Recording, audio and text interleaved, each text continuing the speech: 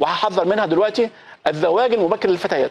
للاسف 11% من فتيات العالم يتزوجن قبل اقل من 15.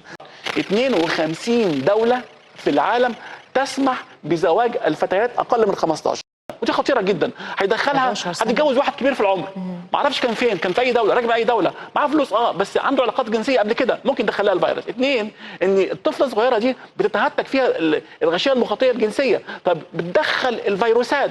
ثلاثه، انها عرضه للحمل، هتدخل ولد وبنت وهكذا، ويحصل لها مضاعفات. هي الام المصابه بالتبعيه بينتقل الفيروس للطفل. طرق العدوى في الاطفال دلوقتي احنا قلنا 1.8 مليون طفل، جات لهم منين؟ ما عادش بقى الدم في الدول اللي كانت متاخره والكلام ده، نمره واحد دلوقتي بيبقى الام عن طريق الحمل، عن طريق الولاده، عن طريق الرضاعه. ولكن بحمد الله الادويه الحديثه حاليا صحيح ما بتعملش شفاء، ولكن مزاياها الاستخدام المبكر لها خلال الحمل يقلل بفرص رائعه جدا من العدوى. يعني ممكن هي كان عندها ممكن تخلف لي ولد ما عندوش. واحد. اثنين، ان برضو خلال الحمل لازم نخلي بالنا من رعايه الام كويس عشان ما تظهرش مضاعفات وتاثر برضو على الجنين اللي احنا مهدد بالايدز. ثلاثه، بعد كده اما بتولد طفل في احتمال كبير جدا برضو يجي عن الرضاعه الطبيعيه، ممكن ساعتها بقى ناخد بدايل وبرضو نديله العلاج، وده برضو بيبقى بيزود من فرص الحياه لهؤلاء الاطفال.